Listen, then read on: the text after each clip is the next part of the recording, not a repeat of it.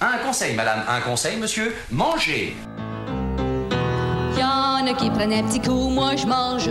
Y a-t-il un pilote dans l'assiette? Y'en a qui lèchent les vitrines, moi je mange. Anne, bonjour, dis-moi, l'été arrive, ça veut dire quoi vivre l'été en tant que mangeur libre? Vivre l'été en mangeur libre, c'est le vivre en étant, en tout cas pour moi, bien à l'écoute de son corps, voilà, et puis de tous les besoins que génère l'été, des besoins émotionnels, des besoins symboliques, et puis réussir à jongler dans tout ça de manière un petit peu fluide et surtout sereine.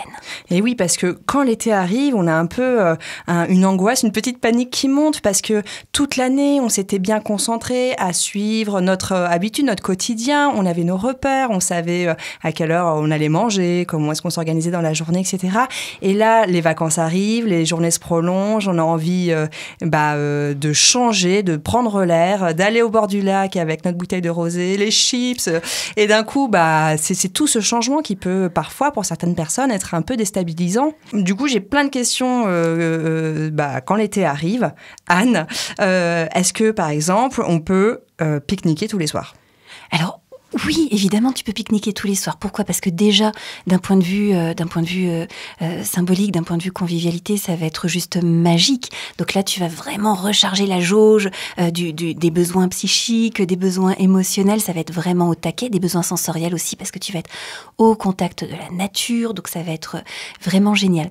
Maintenant, ce que je perçois peut-être en dessous de ta question, c'est est-ce que je peux manger le contenu d'un pique-nique qui est peut-être pas le contenu d'un repas élaboré tous les soirs. Et oui, parce que c'est vrai qu'il y a pique-nique et pique-nique.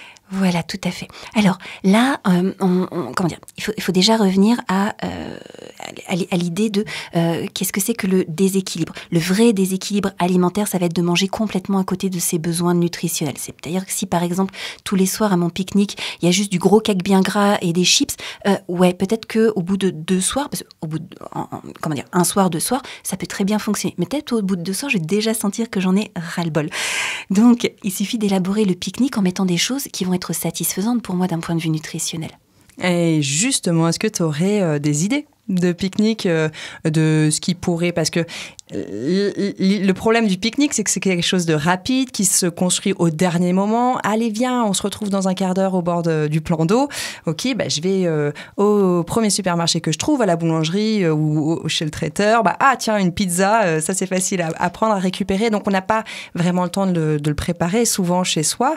Mais peut-être que tu as des petites astuces ou des petites recettes qui nous faciliteraient, en tout cas qui nous rassurerait mentalement parce qu'on aurait une façon de faire qui semble a priori correcte pour être bien dans son corps. Mais évidemment, puis on va le faire avec légèreté, on va le faire avec plaisir, tu vas voir. Donc déjà, le super copain du pique-nique, parce qu'il est tellement pratique, c'est le pain. Ah, on peut en prendre du pain! Mais oui, tu peux prendre du pain. Ça, c'est une super nouvelle. Voilà, on en a déjà parlé dans des chroniques précédentes de l'histoire de si on veut avoir le repère d'une assiette complète, il y a 5 éléments, féculents, protéines, fruits et ou légumes, matières grasses, épices. Donc le pain, ça peut très bien constituer ton féculent. Il n'y a pas de souci, ça peut être la base. Et le féculent, ça t'apporte de l'énergie durable, donc ça te permettra de ne pas être pout au bout d'une heure, etc., ou de 2 heures, voilà, donc tu auras de l'énergie pour durer le reste de la soirée, tu auras l'énergie dont tu as besoin pour la nuit, etc. Donc le pain, c'est super pratique. Après, pour ce qui est des protéines, il y a des protéines hyper pratiques, tout ce qui est charcuterie, quand elles sont de bonne qualité, c'est des protéines excellentes. Ça peut être du thon en boîte à la tomate, etc. Ça peut être des œufs cuits durs, tu n'as plus qu'à les emporter, c'est facile à embarquer, etc. Ça peut être d'autres types de poissons, les sardines, les harengs, etc. Bon, après, évidemment, quand tu ouvres la boîte, tu fais gaffe à pas faire jeter sur la couverture de pique-nique. Voilà, c'est le seul truc. Parce que c'est conseil de Anne qu'il faut bien retenir. Le conseil d'experte. Donc voilà, tout ce qui est protéines. Après, protéines végétales, évidemment, tu as le tofu qui est très pratique à embarquer. Si tu emportes ton petit opinel dans ton sac, etc., tu as ton tofu, tu peux le couper en petits dés, vite dans un saladier, tu fais ta salade mélangée avec des tomates cerises, etc. C'est super. On parle des tomates cerises, on a des légumes. Donc évidemment, la tomate cerise, c'est la championne de la praticité. Après, on peut très bien imaginer des légumes qu'on va vite laver et puis qu'on va croquer comme ça sans même les apprêter. On peut croquer dans une carotte.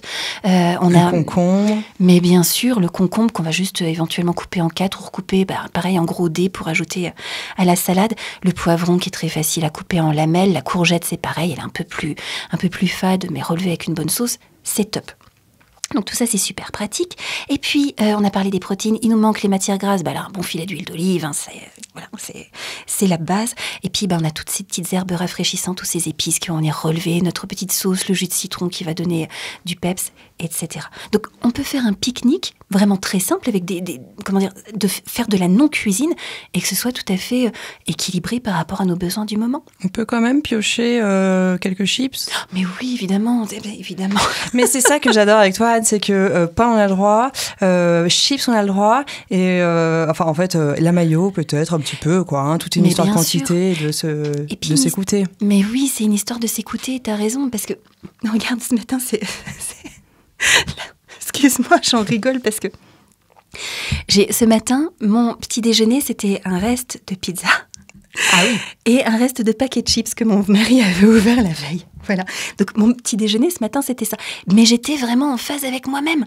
Parce que la pizza, en fait, c'est une pizza maison. Elle était, j'avais envie d'une pizza végétarienne hier soir. Donc, on avait fait la pâte à pizza maison, le petit coulis de tomate un petit peu crémé, etc. Les petits légumes, courgettes, poivrons qui vont bien. Et puis, moi, j'avais mis une émiettée de tofu. Donc, j'ai racheté ça ce matin. Et puis, mon mari ouvre un placard, je vois le reste du paquet de chips. J'ai envie. Je le mange et je m'arrête au moment où je sens que j'en ai plus envie. Et je me suis sentie super bien derrière ça. C'est formidable, Anne. Voilà. Merci, Anne. Ça me fait beaucoup de bien de t'entendre parler. Une autre question aussi peut-être, comme tu le disais, l'été c'est facile parce qu'on a plein de légumes qui sont très faciles à manger et plein de fruits. Oui. Moi je sais que j'ai l'habitude d'enchaîner les cerises, les fraises, les abricots et j'en mange jusqu'à ce que mon corps sature. Est-ce qu'on peut manger autant de fruits, c'est problématique, ou est-ce qu'on peut avoir la conscience tranquille? Alors tu peux avoir la conscience tranquille tant que tu fais comme tu fais, c'est-à-dire tant que tu es à l'écoute de ton corps. Parce que manger autant de fruits que je veux, oui, à condition d'être dans le respect du corps. Après, ça dépend de si je veux assumer les conséquences ou pas. Les fruits, c'est génial parce que c'est hydratant, parce que ça apporte plein de vitamines, parce que c'est super bon. Voilà, c'est du concentré de soleil, donc c'est super cool. Et la problématique des fruits, c'est que effectivement, ça peut être source de ballonnement. Voilà, donc en excès, on peut ballonner ou on peut courir à la selle très, très, très, très, très, très vite. Voilà, donc en fait, ça peut même être un médicament à prendre c'est pour les personnes qui ont des problèmes de transit et une légère constipation. Voilà, tout à fait. Donc c'est toujours à adapter en fonction de ce qu'on ressent dans son corps. Ok. Une autre dérive des étés, des soirées qui se prolongent, des pique-niques, c'est l'apéro. Ah. L'été, c'est vrai que c'est souvent le moment idéal et propice pour retrouver ses amis plus fréquemment qu'en hiver, et avec un petit verre à l'appui. Est-ce que boire un petit verre de vin tous les soirs, c'est problématique? C'est toi qui vas sentir si c'est problématique ou pas. Si tu sens que le petit verre de vin, il passe comme une fleur, que derrière, dans ton corps, les sensations, elles sont OK, que t'es pas pompette, que... Voilà, à moins que t'aies envie de ressentir ça, évidemment. Que dans ton corps, c'est fluide, que t'as pas de problème au niveau digestif, que t'as pas de problème au niveau du sommeil, que tu vois pas que ton poids s'envole. Alors, évidemment, il y a toujours une multitude de facteurs, aussi bien aux troubles du sommeil qu'aux problématiques de poids, etc. Mais voilà, si... tu bois ton petit verre de vin chaque soir et que tu te rends compte que derrière, il n'y a pas de symptômes, c'est qu'il n'y a pas de problème. D'accord, donc être toujours à l'écoute de soi. Exactement. Et puis le vin, tant qu'à faire, on va le prendre de bonne qualité. Okay. Voilà, pour éviter des résidus de pesticides, etc., pour se régaler avec des saveurs authentiques. J'en parle parce qu'il y a un livre qui est très intéressant, qui s'appelle « Le goût des pesticides dans le vin ». J'ai oublié le nom de l'auteur, c'est écrit en collaboration avec un scientifique. On va vous remettre les références du bouquin dans les petits commentaires qui accompagne le podcast en ligne. Podcast, voilà.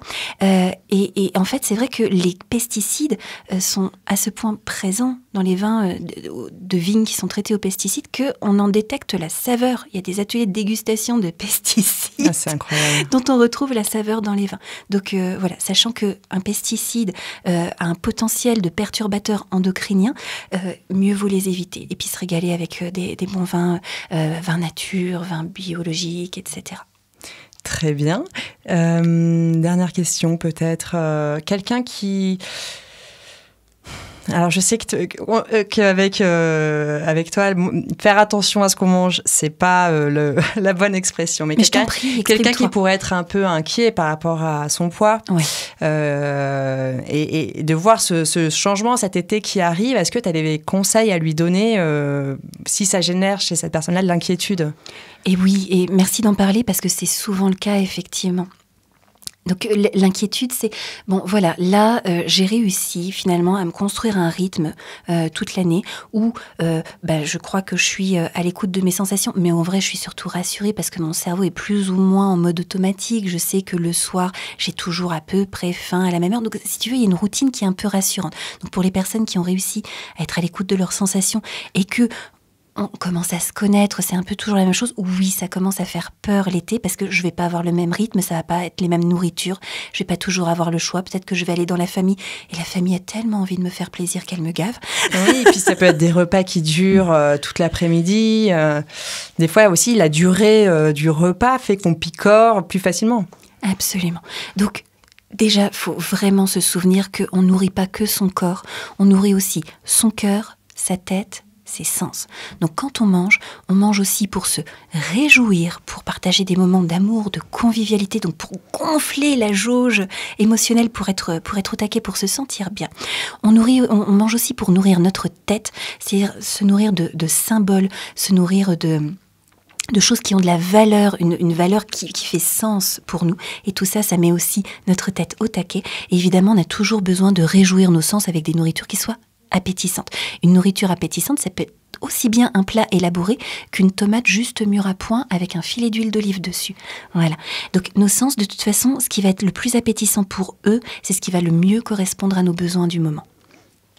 Donc déjà se souvenir de ça, que évidemment il y a des moments où on va faire péter les chips et la glace et la pizza et le machin ci et le patala au sein du même repas et c'est ok, parce qu'à ce moment-là on va remplir les jauges. Et ce à quoi on a besoin d'être attentif, c'est finalement à la ronde de nos besoins, parce que le besoin prioritaire, tête, cœur, corps ou sens, c'est pas toujours le même au même moment. Quand arrive l'été, le premier barbecue, le premier apéritif entre amis, on fonce en général parce qu'on va gonfler les jauges des besoins symboliques, etc. au taquet.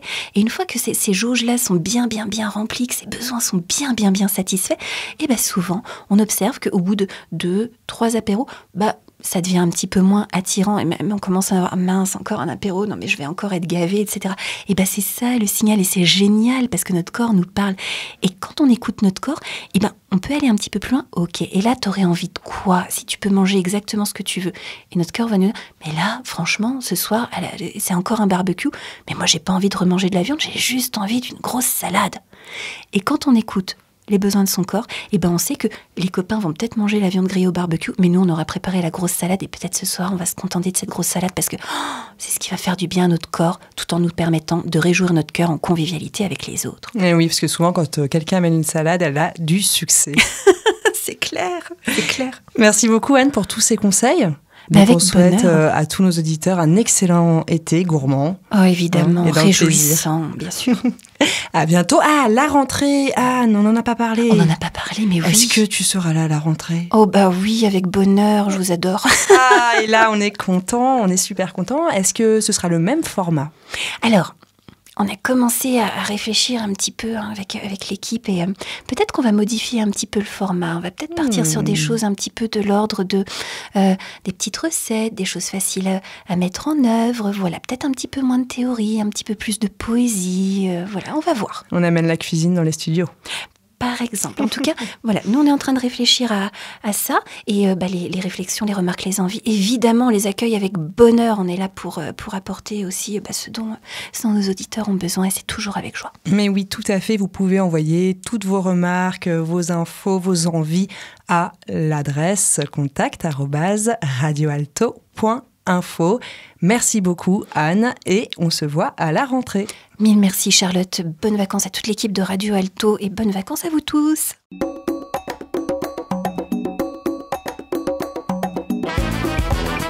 Cette chronique vous a plu ?